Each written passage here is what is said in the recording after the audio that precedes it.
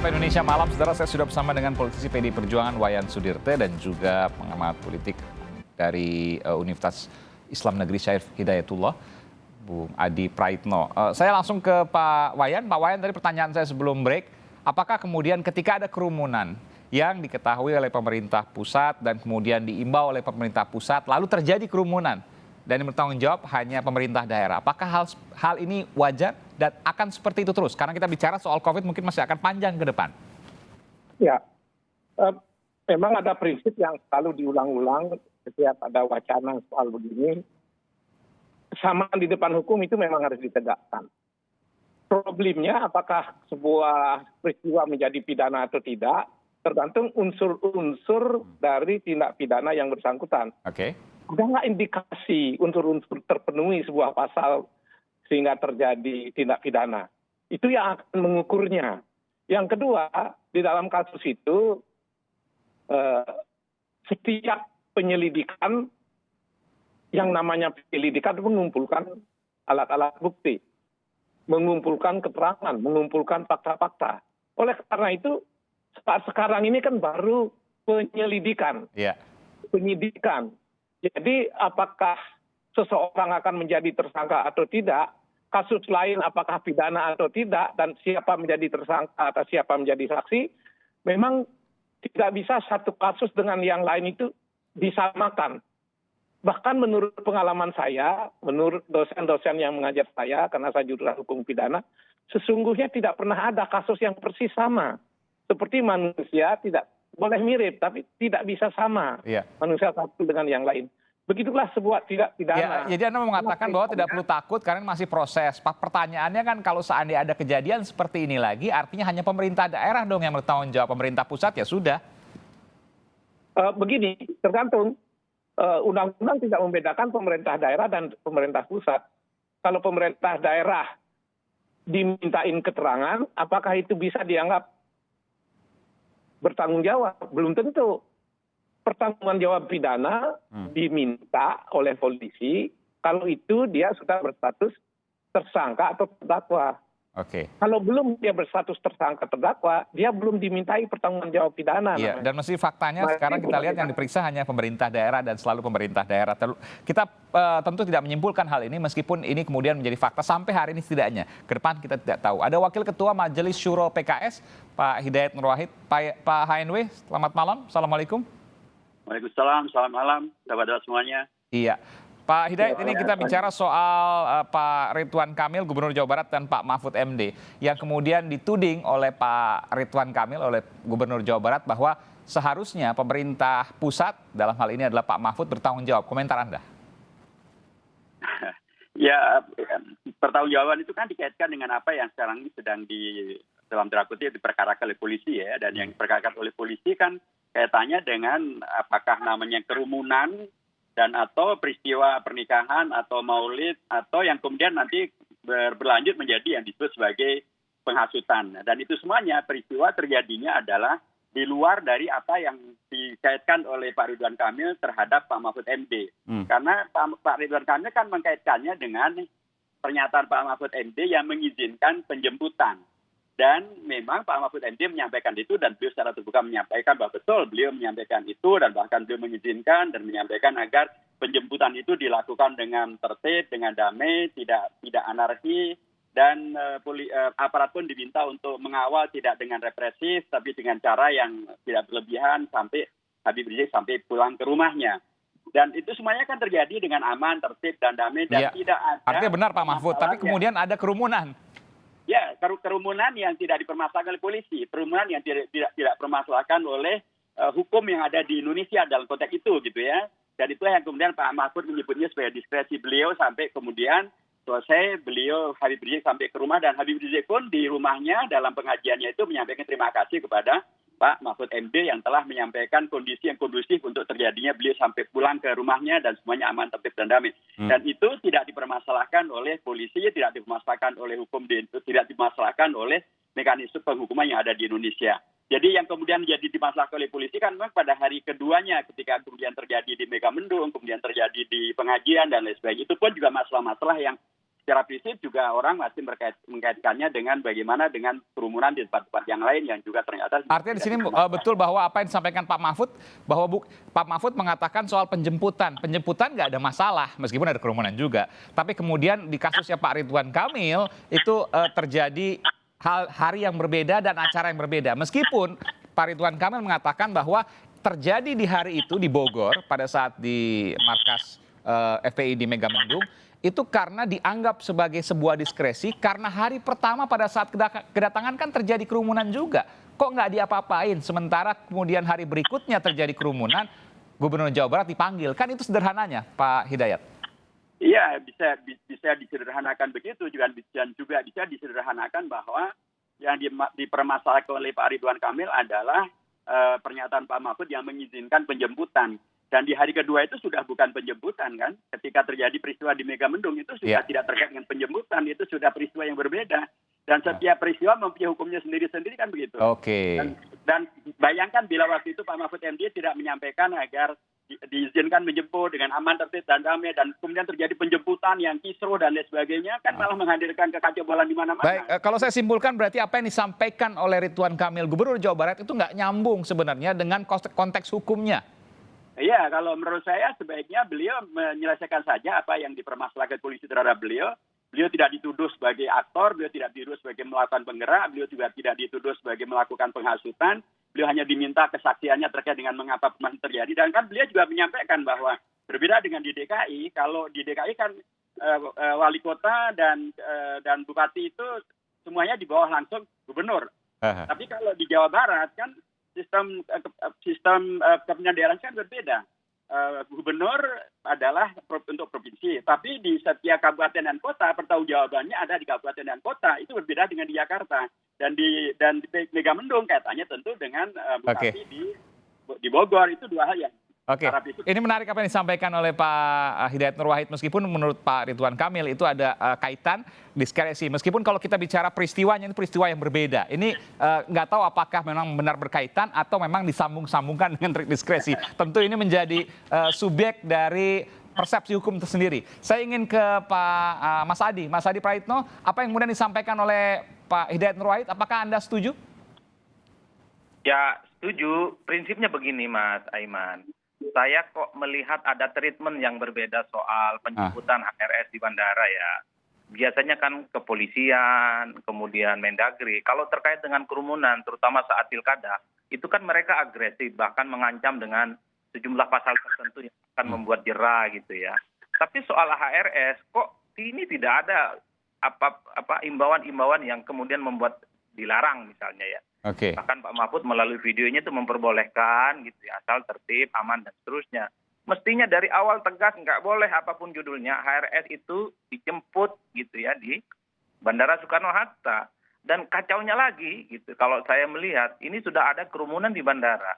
Ini menikahkan anaknya, kemudian soal Maulid Nabi, nggak ada imbauan-imbauan yang kemudian tiba-tiba ultimatum. Iya. Tapi saya lihat di sini di layar memang jarang sekali kemudian PDIP dan PKS satu suara. Kali ini satu suara untuk membela Pak Mahfud.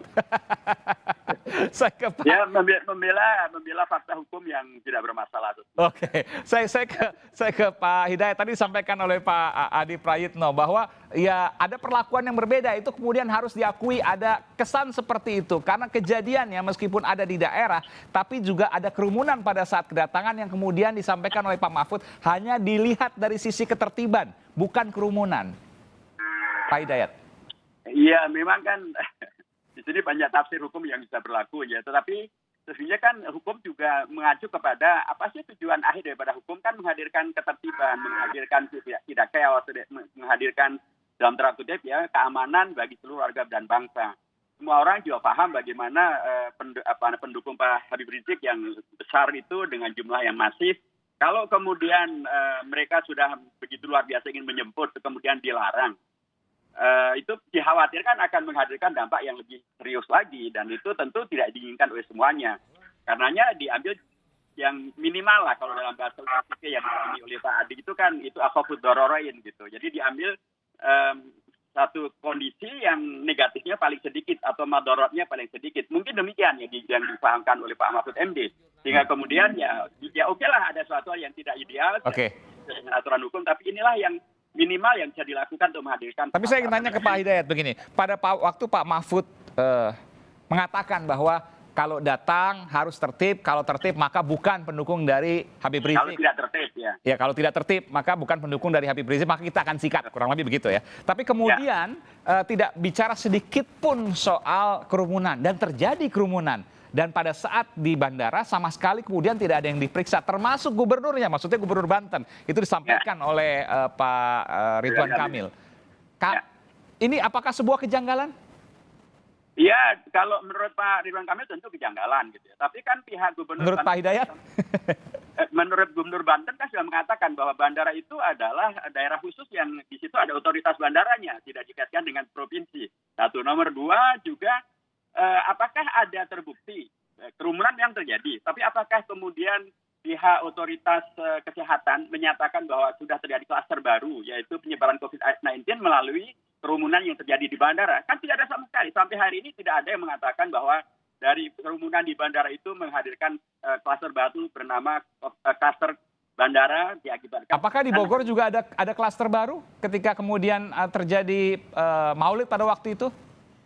Nah, itu yang jawab mestinya Pak Ridwan Kamil atau Bupati Suasana. Saya juga tidak mendengar juga, arti hal yang sama dong harusnya Pak Hidayat.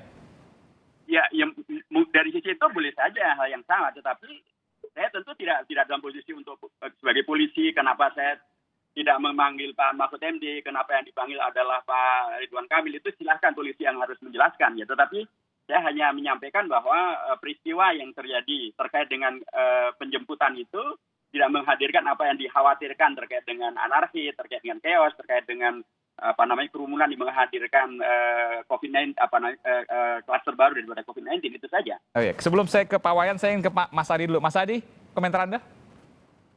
Ya, kalau saya sih sederhana, pemanggilan ini mungkin perkara biasa ya bagi banyak orang. Tapi sekali lagi kalau bagi pejabat publik seperti gubernur dan lain-lain itu menjadi penting sebenarnya.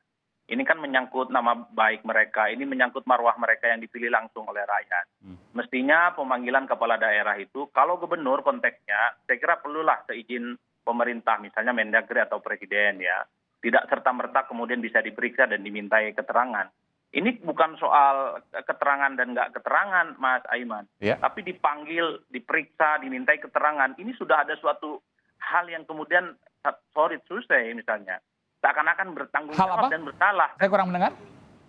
Ya, kan kalau sudah dipanggil, diperiksa oleh kepolisian, ini kesannya kepala daerah yang bersangkutan kan dinyatakan bersalah. Meski sekedar hanya memberikan informasi dan kesaksian. Makanya kalau ingin memanggil gubernur, mesti harus izin presiden atau Mendagri, tidak kemudian serta-merta diperiksa gitu ya. Untuk sesuatu hal yang sebenarnya mereka tidak lakukan. Tentu pertanyaan-pertanyaan menggantung inilah yang kemudian membuat Ridwan Kamil ini agak sedikit keras bersuara. Termasuk misalnya soal soal Banten, Gubernur Banten tidak dipanggil. Kapoldanya juga tidak. Itu janggal menurut Anda? Betul, bukankah Soekarno-Hatta itu secara geografi politik ada di Banten, bukan di Jakarta. Kalau Pak Hidayat tadi katakan ada otoritas khusus di bandara. Betul, bukan. Ini yang begini kan sederhana saja, tidak perlu ahli hukum, tidak perlu ahli politik. Pertanyaan orang awam soal treatment pemberlakuan tentang asal muasal hal ihwal yang terkait dengan kerumunan HRS ini. Jadi itu yang saya sebut bahwa kerumunan HRS ini bukan hanya terjadi di hilir, tapi juga berlaku di pusat gitu ya. Terutama Pak Mahfud yang mengimbau dan memperbolehkan untuk menjemput asal tertib gitu ya, dan tidak terjadi hal-hal yang tidak diinginkan. Itu saja sih sebenarnya. Dan ketika Ridwan Kamil menyatakan Pak MD itu harus bertanggung jawab, juga nggak perlu direspon secara berlebihan. Biasa-biasa saja dalam konteks demokrasi. Tinggal diklarifikasi, dijelaskan apa yang kemudian perlu disampaikan. Tapi gimana nggak direspon berlebihan, trending topik terus? Ya tidak apa-apa. Ini kan memang dari awal kalau soal penanganan corona kan memang sering terjadi silang sengketa, Mas Aiman. Antara pusat dan daerah. Apalagi Jakarta versus Istana. Ini pasti ribut urusannya. Capeklah kita melihat begini-begini, lempar tanggung jawab. Pokoknya kalau ada apa-apa ke depan eksekusi dan jelas. Nggak boleh ada kerumunan apapun, entah itu HRS ataupun yang lainnya. Iya, saya sepakat, tapi pertanyaannya kini bicara ke depan. Kalau ada kerumunan dan diketahui oleh pemerintah pusat, apakah hanya pemerintah daerah yang kemudian bertanggung jawab menurut Anda? Ini pertanyaan terakhir. Saya kira pemerintah pusat juga harus bertanggung jawab dong. Harus bertanggung jawab, alasannya? Harus bertanggung jawab, ini untuk memenuhi rasa keadilan kepada publik, itu saja sih. Kalau pemerintah daerah dipanggil, pemerintah pusatnya juga harus dipanggil. Sepertinya begitu. Pak Wayan, Iya, pertanyaan yang sama. dipanggil atau tidak berkait nggak dengan perkara yang disangkakan. Kalau seandainya tidak terkait, tapi kemudian ada hal yang sama, tapi nggak dipanggil, kan aneh juga. Di Jawa Barat dipanggil, sementara di Banten tidak dipanggil. Ya, harus dibedakan antara penjemputan dengan dua peristiwa berikutnya. Masalah penjemputan sudah selesai sampai di Petamburan, tidak ada masalah sama sekali. Karena itu polisi tidak memperkarakan itu. Ini satu. Yang kedua, Polisi tidak memperkarakan di Bandara Soekarno-Hatta. Itu juga bukankah sebuah kejanggalan karena terjadi kerumunan juga di sana. Sementara yang di Jawa Barat juga terjadi kerumunan dan kemudian jadi masalah. ya pernyataan Pak Mahfud itu sebenarnya normatif. Sekalipun boleh menjemput, ada persyaratan yang sangat normatif disebutkan, harus tertib, harus mengikuti peraturan COVID. Sebenarnya Pak Mahfud justru bicara benar. Jadi andai kata ada kerumunan, kerumunan ini peristiwa pidana bukan. Kalau tidak menyebabkan dia diproses dan tidak perlu dia dipanggil sebagai saksi. Jadi pertanyaan saya singkat, yang di penjemputan HRS di Bandara Soekarno-Hatta terjadi kerumunan itu bukan peristiwa pidana? Buktinya polisi sampai hari ini tidak. Anda sebagai ahli hukum melihat bahwa tidak ada unsur pidana yang dilanggar di sana? Kalau melihat perkara yang sedang berlangsung, belum diproses secara pidana. Apakah tidak ada unsur pidananya? Nanti kita lihat. Tapi yang pasti bahwa seseorang yang dipanggil sebagai saksi, apakah perlu izin atasan atau tidak, itu ada aturannya sendiri. Iya, itu hal yang berbeda. Dulu ketika KUHP dibahas, jangan sekali-sekali setiap orang akan dipanggil, lalu dibutuhkan izin. Kalau begitu, perkara cepat dan biaya murah itu tidak akan terwujud. Jadi tidak perlulah, misalnya kalau gubernur memang bisa dipanggil tanpa izin Mendagri, tidak perlu kita buat-buat, lalu dia harus mendapat izin atasan. Itu malah birokrasi penyidikan membuat perkara ini lamban. Saya sepakat itu, meskipun itu hal yang lain, maka saya tidak kemudian masuk ke dalam hal itu. Pertanyaan terakhir juga ke Pak Hidayat Nur Wahid. Apakah kalau terjadi di Jawa Barat, di Megamendung, sebuah dugaan tindak pidana sehingga ada proses hukum di sana, berupa pemanggilan saksi-saksi sampai saat ini, bahkan Kapolda Jawa Barat juga kemudian sudah dicopot. Kalau di Banten, di Soekarno-Hatta, termasuk wilayah Polda Metro Jaya dan Kapolda juga sudah dicopot pada waktu itu. Apakah kemudian pada saat kedatangan HRS di Bandara Soekarno-Hatta ada penjemputan, ada kerumunan di sana, bukan merupakan peristiwa pidana juga, Pak Hidayat? Ya, apakah itu merupakan peristiwa pidana atau tidak? Sesungguhnya kan sudah selesai karena sampai hari ini tidak ada lembaga pengadilan atau lembaga hukum yang mempermasalahkan itu dari sisi pidana. Coba kalau yang itu bermasalah sejak dari hari kedua itu sudah diperkarakan itu. Kan nggak ada yang mempermasalahkan. Jadi di Jawa Barat ada kerumunan pidana, di Petamburan ada kerumunan pidana, tapi di Soekarno-Hatta ada kerumunan tidak pidana. Itu Anda nggak merasa janggal, Pak Hidayat? Ya, pertama saya melihat bahwa saya bukan institusi hukum ya, institusi hukum ada di kepolisian, ada di pengadilan, di kehakiman dan lain sebagainya. Yang sekarang ini sedang ramai kan rekan-rekan kepolisian tuh yang memanggil gubernur dan seterusnya. Kepolisian tidak pernah mempermasalahkan penjemputan terhadap Habib Rizik di bandara, termasuk kerumunan yang ada di sana tidak dipermasalahkan, sampai kemudian Habib Rizik sampai ke rumahnya pada malam hari itu tidak dipermasalahkan. Jadi kalau hukum itu adalah apa yang disampaikan ke polisi, itulah faktanya. Tetapi memang saya sepakat bahwa seharusnya memang prinsip keadilan itu berlaku untuk semuanya. Baik, sekali lagi hanya ada di Pilkada dan Sapa Indonesia Malam, di mana PDIP dan PKS satu suara untuk kali ini. Terima kasih Pak Hidayat Nur Wahid dan juga Pak Wayan Sudirte. Pak Hidayat Nur Wahid adalah Wakil Ketua Majelis Suro PKS dan juga Pak Wayan Sudirte dari politisi PDI Perjuangan. Tadi ada Bung Adi Praitno, Universitas Islam Negeri Saif Hidayatullah, ia adalah peneliti komunikasi politik. Terima kasih Bapak-Bapak. Selamat malam. Assalamualaikum.